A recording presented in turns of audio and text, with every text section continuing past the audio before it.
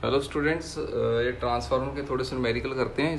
तो सबसे पहले ये सिंपल न्यूमेरिकल है। इसमें लिखा है how much current is drawn by primary of the transformer. यानी अगर हम ये ट्रांसफार्मर मान लें तो ये हमारा प्राइमरी है और ये हमारा सेकेंडरी है, हमने ये मान लिया। ठीक है, तो उसने करंट ड्रॉन बाय प्राइमरी यानी उसने आईपी पूछा क्वेश्चन में।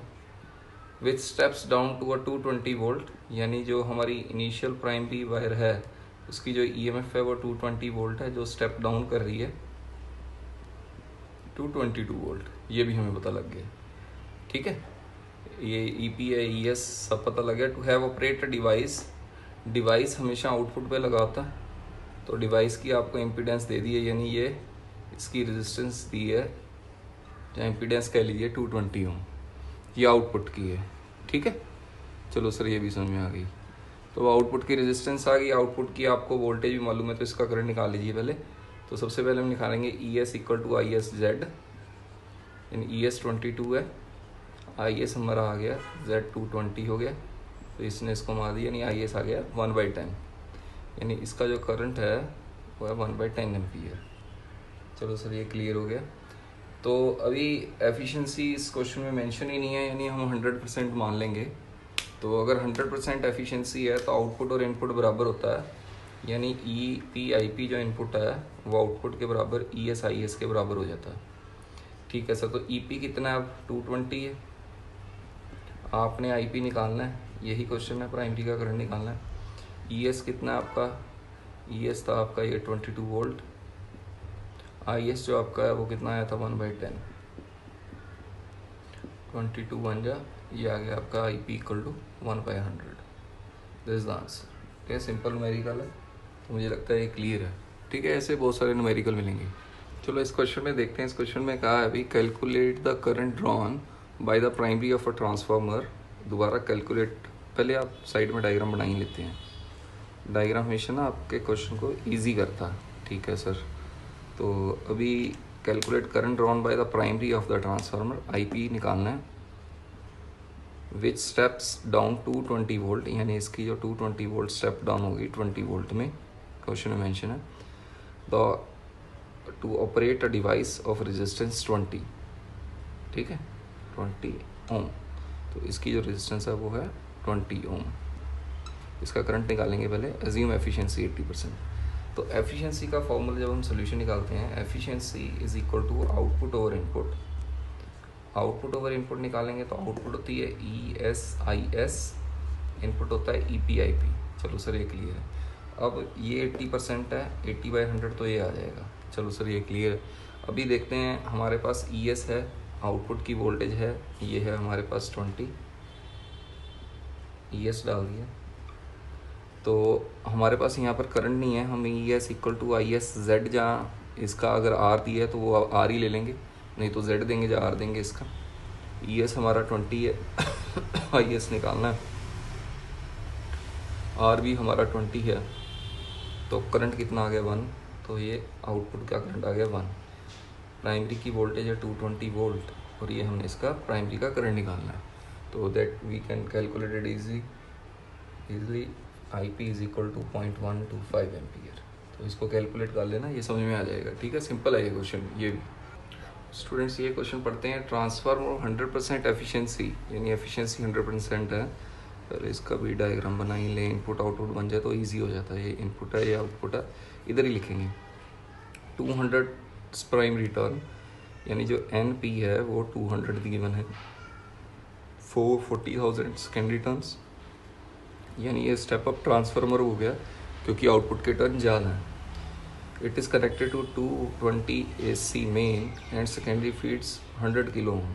दोबारा से पढ़ते हैं, it is connected to a 220 volt AC main, यानी जो हमारा इनपुट वोल्टेज दी है वो कितनी दी है इन्होंने, 220 वोल्ट से कनेक्ट है, एंड सेकेंडरी फीड्स 100 किलो ओम, यानी इसकी रेजिस्टेंस दी है 100 × 10⁻³ ओम। ठीक है, तो यहाँ तक हमें समझ में आ गई, तो लिख लेते हैं R S is equal to 100 × 10⁻³ ohm. Sir ये भी क्लियर है। तो कैलकुलेट आउटपुट पोटेंशियल डिफरेंस पर टर्न, पहले तो आपने ई एस निकालना है।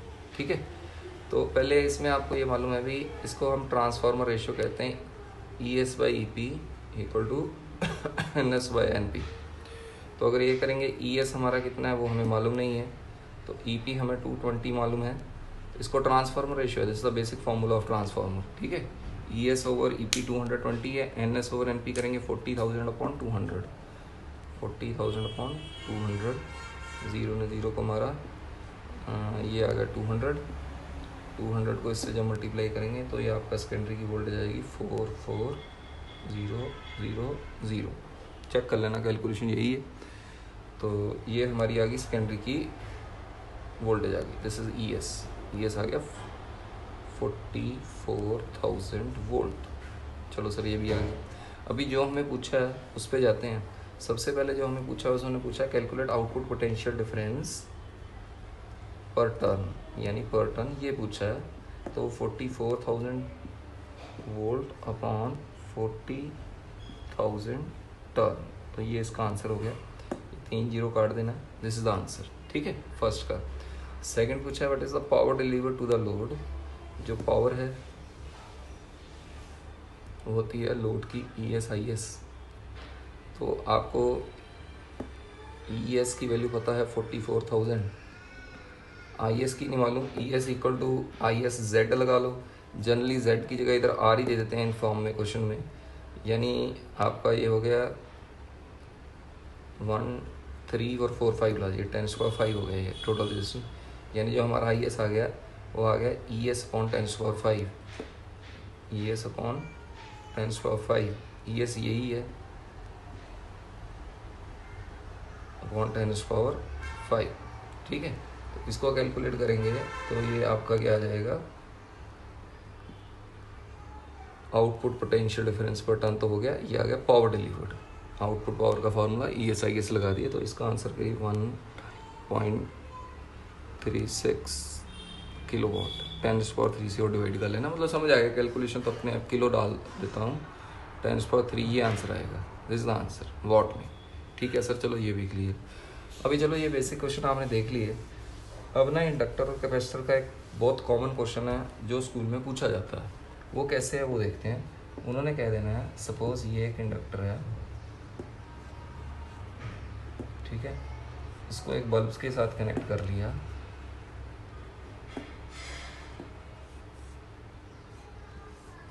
ये DC सोर्स लगाया, ठीक है, तो ये बल्ब ग्लो कर रहा है, सपोज ये 20 वोल्ट पे ग्लो कर रहा है।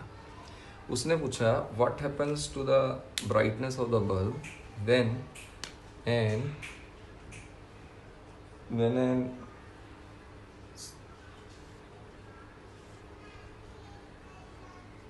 Soft iron rod is inserted in it. ऐसे है बेटा भाई, इसमें जब आप आयरन रॉड एंटर करते हो तो वो पूछेगा बल्ब की ग्लो को क्या फ़र्क पड़ा। तो इसका जो आंसर है ऐसे देखना आपने, देखो सबसे पहले ना अगर हम इसको पहले तो DC से हटाते हैं, AC सोर्स से ज्वाइन करते हैं।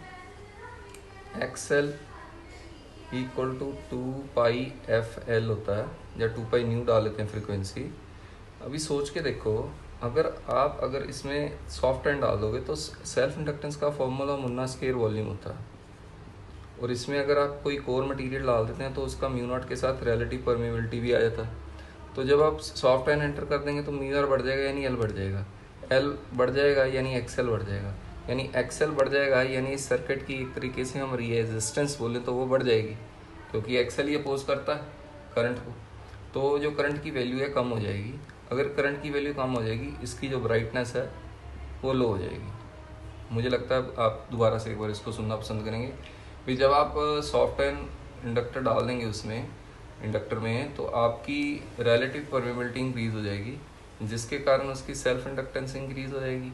सेल्फ इंडक्टेंस बढ़ने से उसकी XL यानी इंडक्टिव रिएक्टेंस बढ़ जाएगी। अगर इंडक्टिव रिएक्टेंस बढ़ेगी यानी उसका जो करंट है वो कम हो जाएगा, तो उसकी ब्राइटनेस कम हो जाएगी, ये बल्ब कम ग्लो करेगा। सिमिलरली अगर इसमें इससे अलग जो क्वेश्चन आता है वो ये आता है, अगर इसमें कैपेसिटर कनेक्ट है और आपने कैपेसिटेंस के अंदर अब डाइलेक्ट्रिक स्लैब इंसर्ट कर दी। क्या इंसर्ट कर दी? Dielectric slab. तो अब क्या फ़र्क पड़ेगा इसकी ग्लो पर जब आपने एक डाइलेक्ट्रिक स्लैब इंसर्ट की? चलो सर ये भी वैसा ही है कुछ क्वेश्चन आने लगे हैं, दोनों क्वेश्चन बहुत इंपॉर्टेंट है। आपको मालूम है कैपेसिटेंस में अगर डाइलेक्ट्रिक स्लैब डालोगे तो सी का फॉर्मूला होता है epsilon not a by D. तो जब आप डाइलेक्ट्रिक कांस्टेंट के डालेंगे तो सी बढ़ जाएगा। बढ़िया सर, समझ में आ गया। तो एक्स सी कैपेसिटिव रिएक्टेंस होती है 1/2 न्यू सी। तो सर सी अगर बढ़ेगा एक्स सी कम हो जाएगी, क्योंकि ये इन्वर्सली प्रोपोर्शन है। अगर एक्स सी कम हो जाएगी मतलब इसका रेजिस्टेंस कम हो रहा है एक तरीके से। अगर रेजिस्टेंस कम हो रहा है यानी करंट इस सर्किट में बढ़ रहा है, और सर्किट में करंट बढ़ रहा है तो बल्ब जो है अब मोर ब्राइट ग्लो करेगा, मोर ब्राइट। तो इंडक्टेंस में कम हो जाता है और कैपेसिटेंस में बढ़ जाता है। तो ये उनके फॉर्मूले बेस्ड हैं, क्योंकि उसका एक्स सी इसमें कम हो रहा है, क्योंकि सी बढ़ रहा है तो एक्स सी कम हो रहा है, तो एक्स सी कम हो रहा है तो सर्किट में करंट बढ़ जाएगा। अगर सर्किट में करंट बढ़ जाएगा तो जो बल्ब है वो ब्राइटर ग्लो करेगा।